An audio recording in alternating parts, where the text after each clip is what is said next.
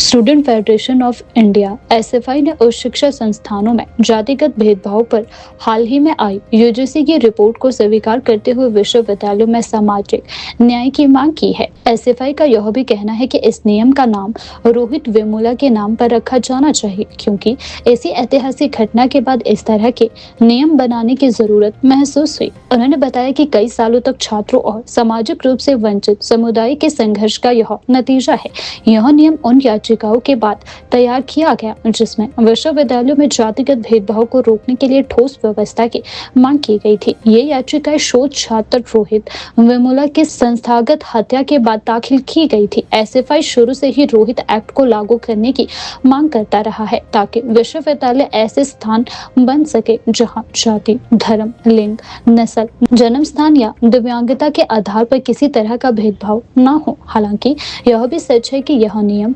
रोहित वेमुला की मौत के पूरे 10 साल बाद आया है। इस दौरान यूजीसी के आंकड़ों के अनुसार जातिगत भेदभाव की शिकायतों में 118% की बढ़ोतरी हुई है।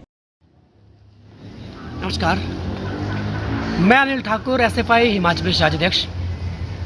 एसएफआई राज्य कमेटी यूजीसी के द्वारा जो नए नियम एससी, एसटी और ओबीसी को लेकर जो लाए गए हैं उनका जो है समर्थन करती है। और इसके साथ साथ जिस तरह की चर्चा पूरे देश के अंदर यूजीसी के नियमों को लाने के बावजूद जो है बड़े स्तर पर हो रही है, उस बात को लेकर भी स्पष्टीकरण जो देना चाहती है। स्टूडेंट फेडरेशन ऑफ इंडिया का साफ तौर पर यह मानना है कि जिस तरह से भाजपा की सरकार के द्वारा ये जो नए नियम जो है एससी, एसटी और ओबीसी के छात्रों के लिए जो है लाए गए हैं, जिस तरह से उनके साथ शिक्षण संस्थानों के अंदर जो है जिस तरह का भेदभाव होता है, जिस तरह का डिस्क्रिमिनेशन होता है, उसके साथ साथ उनको जो समता की बात जो है उन कानूनों के अंदर की गई है, ये कोई नई बात नहीं है। क्योंकि इस तरह का कानून, इस तरह के जो है गाइडलाइंस पहले भी जो है यूजीसी के द्वारा जो है 2012 के अंदर लाई गई थी। लेकिन बड़े दुख के साथ इस बात को कहना पड़ रहा है कि जिस तरह की इक्वल अपॉर्चुनिटी माइनॉरिटीज़ के छात्रों को, शेड्यूल कास्ट के छात्रों को विश्वविद्यालयों के अंदर और दूसरे शिक्षण संस्थानों के अंदर जो है दिया जाना चाहिए था, वो ना मिलने के कारण जो है इस पे सुप्रीम कोर्ट ने जो संज्ञान लिया है। हम देखते हैं कि जिस तरह से माइनॉरिटीज़ के साथ शिक्षण संस्थानों के अंदर भेदभाव के जो है आंकड़े बढ़े हैं, लगभग 118% जो है भेदभाव के आंकड़े जो है पिछले दिनों में जो है ओबीसी, एससी, एसटी के स्टूडेंट के साथ जो है शिक्षण संस्थानों के अंदर बढ़े हैं, जिसके चलते जो है यूजीसी को ये नए नियम जो है लाने पड़े। जिसका कारण है कि जिस तरह के भेदभाव के साथ जो छात्र अपनी शिक्षा पूरा करता था, उस भेदभाव को जो है इक्विटी जो मिले, जिसके कारण जो है वो अपनी शिक्षा को जो है पूरी कर सके।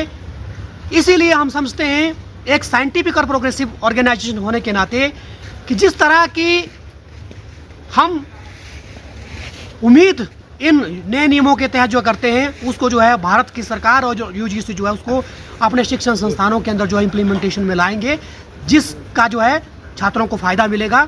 दूसरी तरफ हम क्या देखते हैं कि इन नियमों के पहले जो 2012 के जो नियम जो यूजीसी ने लाए थे, उन नियमों के अंतर्गत उनको जो है शिक्षण संस्थानों के अंदर जो है सही रूप से जो है लागू नहीं कर पाई सरकारें,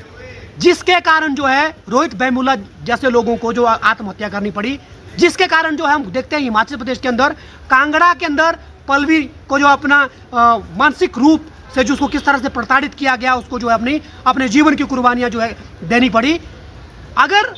इस तरह के शिक्षण संस्थानों के अंदर इस तरह की घटनाएं अगर उन पर अंकुश नहीं लगाया गया, तो हम मानते हैं कि इस तरह के कानून का भी कोई मकसद नहीं रह जाता है। इसीलिए हम यही मांग हिमाचल प्रदेश ही नहीं लेकिन देश की सरकार से हम इस बात की मांग करते हैं कि इन नियमों को शिक्षण संस्थानों के अंदर जो है गंभीरता के साथ जो है लागू करें और वो जो है इनको जो है सही रूप में जो है जो माइनॉरिटीज़ के स्टूडेंट हैं, SC ST के कम्युनिटी के स्टूडेंट हैं, OBC के स्टूडेंट्स हैं, उनको जो है इसका फ़ायदा आने वाले समय के अंदर उनके शिक्षण संस्थानों के अंदर मिल सके।